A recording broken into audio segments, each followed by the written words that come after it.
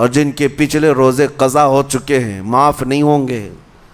تھپڑ مار لیں گال پہ، توبہ توبہ کر لیں، معاف نہیں ہوں گے. توبہ تو کرنے کے ساتھ ساتھ قضا بھی کرنا ہوگا. جب موقع ملے سال بھر میں اپنے چھوٹے ہوئے روزوں کو واپس کرنا ہے. اس کی اہمیت میں آپ کو بتا دوں، ایک روزہ اگر جان بوجھ کر کے کسی نے توڑا یا چھوڑا تو جانتے ہیں اس کا کفارہ کیا ہے؟ اس کا کفارہ یہ ہے کہ اس کے بدلے میں دوسرے دنوں میں 60 روزے کنٹینیو رکھے. رمضان کا ایک روزہ پورا کرنے کے لیے 60 روزے رکھنے پڑ جائیں گے. ہاں اگر کسی عذر کی وجہ سے، کسی تکلیف کی وجہ سے چھوڑا تھا، بیمار تھا یا سفر میں تھا یا تکلیف کی شدت تھی، اس وجہ سے روزہ چھوڑا تھا، تو اس کے بدلے میں ایک روزے کی قضا ایک ہی روزہ ہوگی. لیکن بغیر کسی عذر کے، شہوت کی وجہ سے، نفس پرستی کی وجہ سے توڑا تھا یا چھوڑا تھا تو پھر 60 روزے رکھنے پڑ جائیں گے. اس سے اندازہ ہوتا ہے کہ ایک روزے کی اہمیت کیا ہے رمضان کے. اسی لیے میرے عزیزو، یہ روزے آسان ہیں، روزے آسان ہیں، اس کو رکھ لو. اس کی جزا بہت بڑی ہے، اس کی جزا بہت بڑی. ویسے بھی آپ دوسرے دنوں میں لیٹ ناشتہ کرنے کے بھی عادی ہیں. ممبئی والوں کا تو حال یہی ہے، 12 بجے کے بعد 1 بجے 2 بجے تو ان کے ناشتے ہوتے ہیں. دوپہر کا کھانا تو شام 5 بجے ہو رہا ہوتا ہے. بس وہ ناشتہ سکپ کرنا ہے. دوپہر کے کھانے جو آپ کے ہوتے ہیں اس سے اور تھوڑا ایکسٹینڈ کر لیں تو افطاری کا وقت آ جاتا ہے. کوئی بہت بڑی دقت کی بات نہیں، کوئی بہت بڑے بوجھ کی بات نہیں، آسان ہے. آج الحمدللہ ہمارے 5 سال 6 سال کے بچے روزہ رکھ لیتے ہیں. تو بڑوں کو تو اللہ نے جو طاقت عطا کی ہے، روزہ ہرگز ترک مت کرو.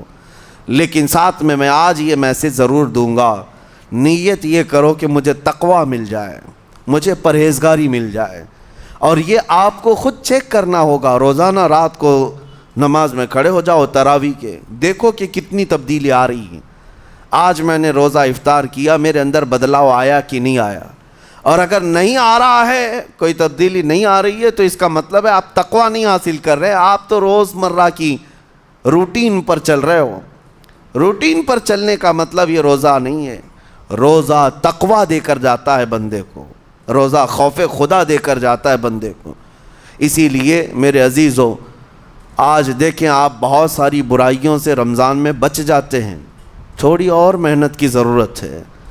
ہم نے دیکھا ہے بہت سارے گھروں میں، باقی عیاش گھروں کی مجھے کوئی وہ نہیں ہے، ان سے کوئی لینا دینا نہیں، لیکن نارمل مسلمانوں کے گھروں میں بھی ہوتا یہ ہے، عورتیں بچوں کو تلقین کرنا شروع کر دیتی ہیں، گانے بند کرو، ٹی وی بند رکھو، بہت ساری چیزیں بند رکھو کہ رمضان آیا ہوا ہے. اور رمضان میں اگر ٹی وی لگا بھی لیا تو کچھ اسلامک چیزیں دیکھنے لگ گئے. ماحول تم نے خود ہی بدلا ہے اپنے گھر میں. کچھ چیزوں کو آپ نے بدلا ہے اور کچھ چیزوں کا ادب آپ نے کرنا شروع کیا ہے.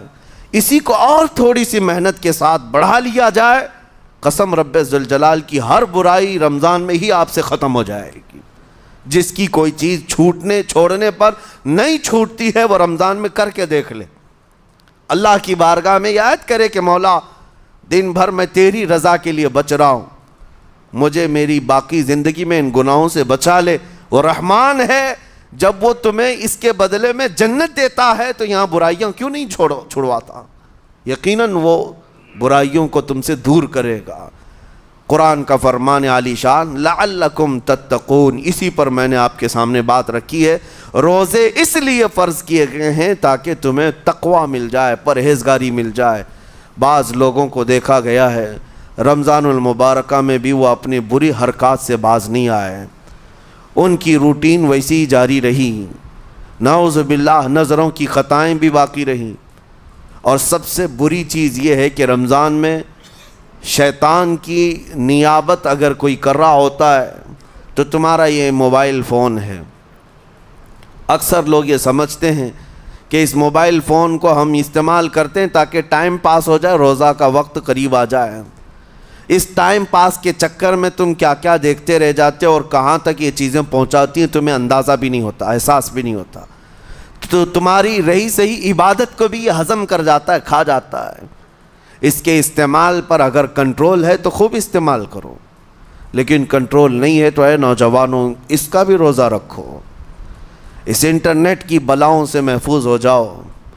اس لیے کہ بہتوں کو میں نے دیکھا ہے، ان کے دن بھر اور رات بھر رمضان میں سوشل نیٹ ورکس پر مصروفیت ویسی کی ویسی ہے جیسے دوسرے دنوں میں تھی۔ وہ رات بھر چیٹنگ میں بھی مصروف ہیں، ایک دوسرے کو ادھر ادھر بھیجنے میں بھی مصروف ہیں، ساری چیزیں جوں کی توں چل رہی ہیں۔ تو تمہارے موبائل نے تمہیں تقوی سے بہت دور رکھا ہے، تمہیں رب تعالیٰ کے قریب ہونے نہیں دیتا۔ اپنے آپ کو بدل لو۔ ظاہر سی بات ہے یہ سخت چیز ہے، اگر کوشش کرو گے تو بچ جاؤ گے، اور تقوی اتنی آسانی سے تو نہیں ملتا۔ اپنے آپ کو سٹرگل کرو، انشاءاللہ العزیز دل پاک ہو جائے گا، پھر آپ کو اپنی زندگی کے اندر جو اجالے نظر آئیں گے وہ خود آپ محسوس کریں گے، آپ محسوس کریں گے۔ گناہوں کے اندھیروں نے دل پر ایسی کالک رکھی ہے